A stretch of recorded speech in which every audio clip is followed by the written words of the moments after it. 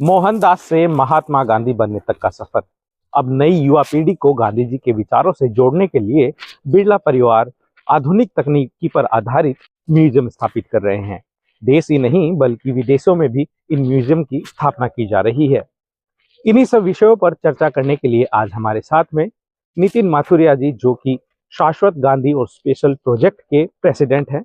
उन्हीं से आइए बात करते हैं और जानते हैं आगे की रूपरेखा। सर, क्या है शाश्वत गांधी प्रोजेक्ट और भविष्य में इसको आप किस तरीके से देखते हैं सर? देखिए, शाश्वत गांधी जो है ये बिरला परिवार के द्वारा एक मुहिम है। महात्मा गांधी जी की जो मूल्य हैं, उनके नैतिक मूल्य हैं, उनको जिसको इंग्लिश में हम वैल्यूज़ कहते हैं, उनको आज के समाज में, विशेषकर आज की युवा पीढ़ी में, छोटे बच्चों में गांधी जी के मूल्यों के बारे में, नैतिक मूल्यों के बारे में बताने का एक मुहिम है। इस प्रोजेक्ट का नाम उन्होंने दिया इटर्नल गांधी, शाश्वत गांधी। शाश्वत इसलिए कि गांधी जी की जो मूल्य हैं, जो जिस मूल्यों की वजह से वो महात्मा बने, वो मूल्य शाश्वत हैं, इटर्नल हैं। वो उस समय भी थे, उस समय इतने कारगर सिद्ध हुए कि भारत को आज़ादी मिली। आज भी वो अप्लाई करते हैं और आगे भी करेंगे। तो this is what is known as eternal Gandhi. ये उनके मन में इसीलिए आया क्योंकि गांधी जी का बिरला परिवार से बहुत पुराना संबंध है। सर्वविदित है कि 30 जनवरी 1948 को जब गांधी जी की हत्या हुई थी, तब वो उनका लगातार 144वां दिन था बिरला बंगलों में, दिल्ली में जो बिरला जी जहाँ रहते थे उस बंगले में रहने का। वो जब भी दिल्ली आते थे तब वहीं रहते थे। तो जब 30 जनवरी 1948 को शाम को 5:10 पर जब उनकी हत्या हुई, उसके बाद में भारतीय सरकार ने ये सोचा कि इस बंगले को एक स्मारक के रूप में लिया जाए। तो बिरला जी ने हामी भरी, उन्होंने अपना नया बंगला बनवाया।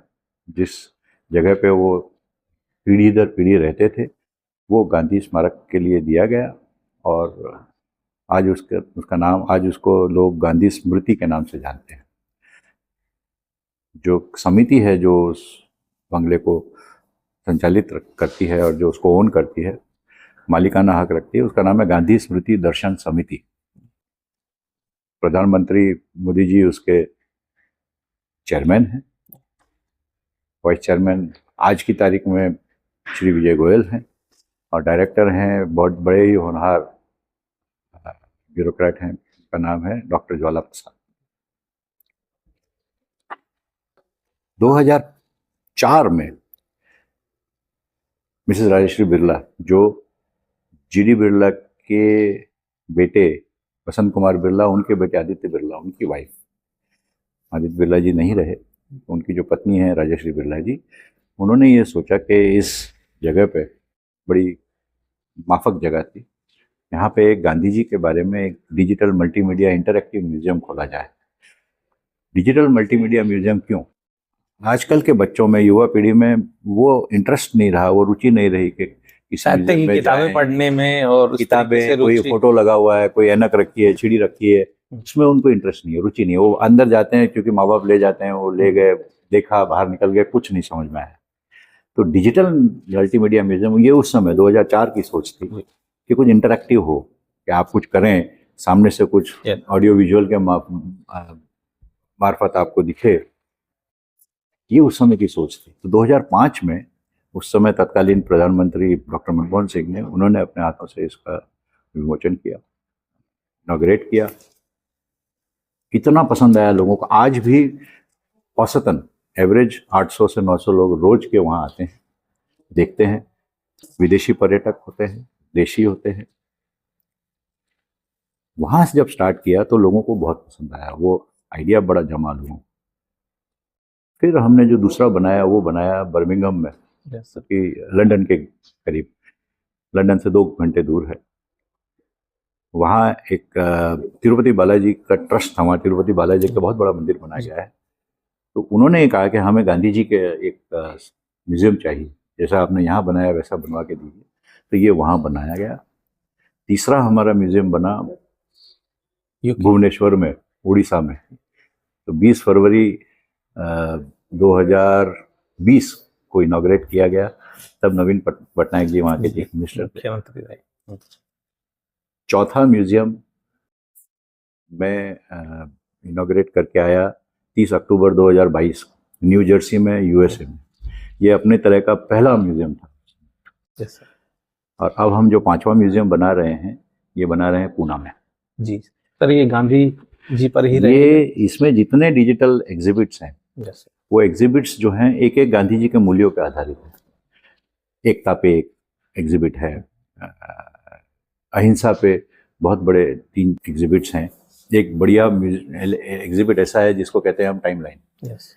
तो सारे गांधी जी के जीवन में वो मोहन से महात्मा कैसे बने, और जीवनी के जितने साल जीवन यात्रा, उनकी यात्रा, तो उसमें एक टीवी बनाया हुआ है और साल लगे हुए हैं। आप वो टीवी के साथ में चलते जाएं, टीवी अपने साथ में लेते हुए, तो जिस जिस साल में जाएंगे उस साल का कोई चित्र होगा, कोई वीडियो होगा, उसके बारे में कोई ऑडियो है, वो आप कहीं रुक के वहाँ देखें तो ऑडियो सुन सकते हैं, वो वीडियो देख सकते हैं। आप उसको लेके पूरी जीवनी गांधी जी की टाइमलाइन कहते हैं, बड़ा फेमस है वहाँ का।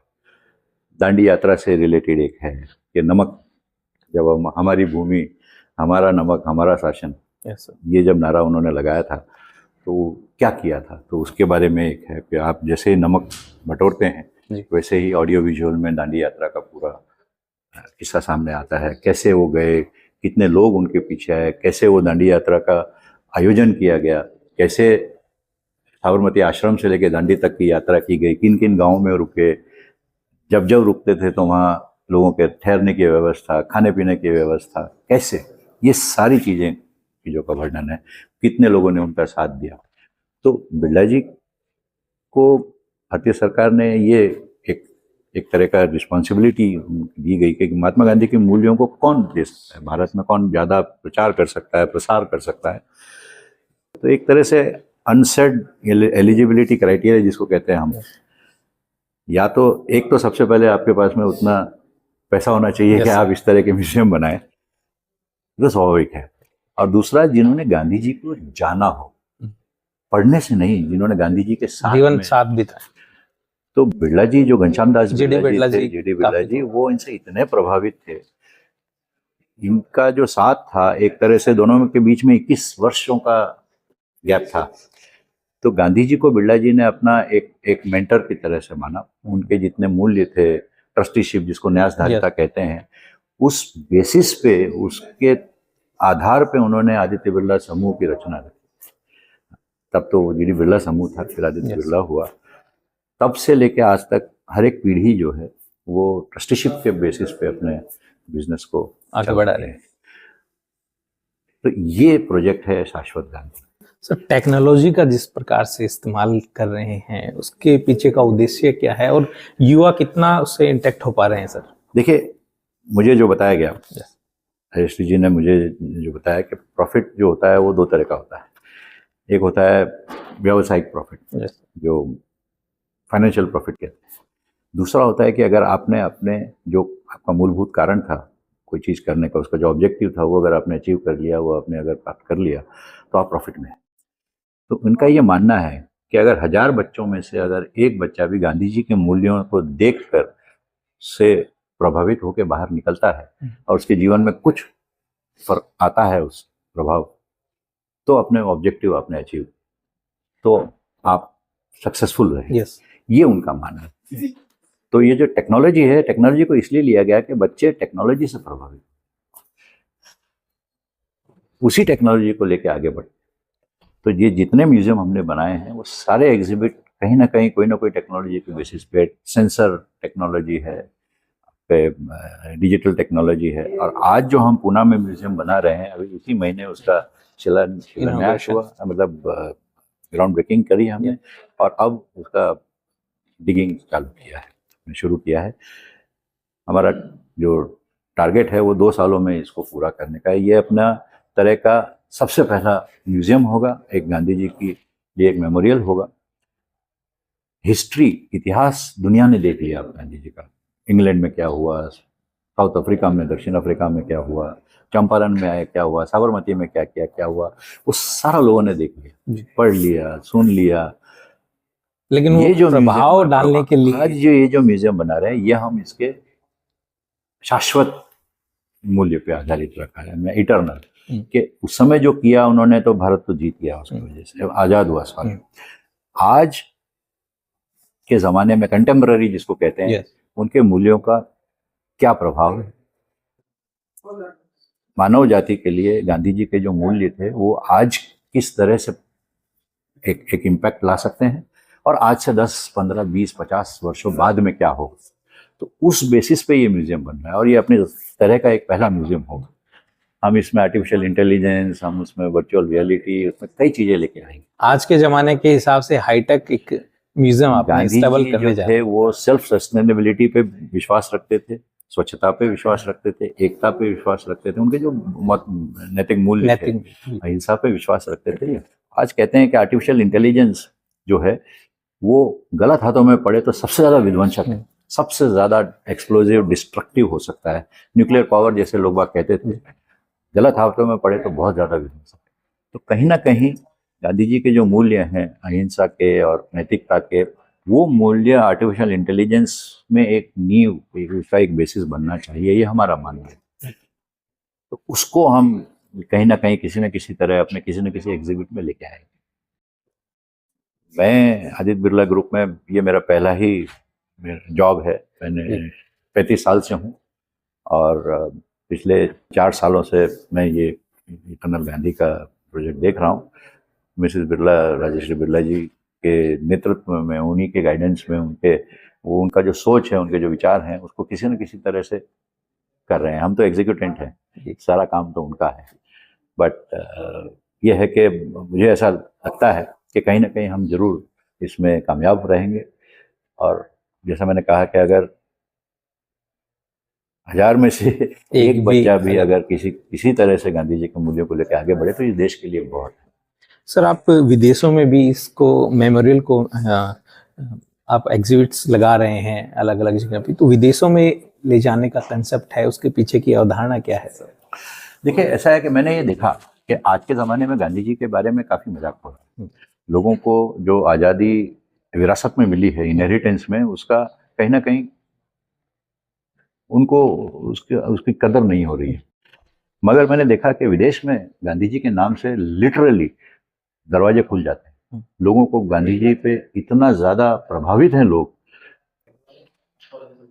दक्षिण अफ्रीका में नेल्सन मंडेला थे, अमेरिका में मार्टिन लूथर किंग जूनियर थे। तो वहाँ हमने जब जाके देखा तो लोगों में काफ़ी कदर है, लोगों में काफ़ी उत्साह है।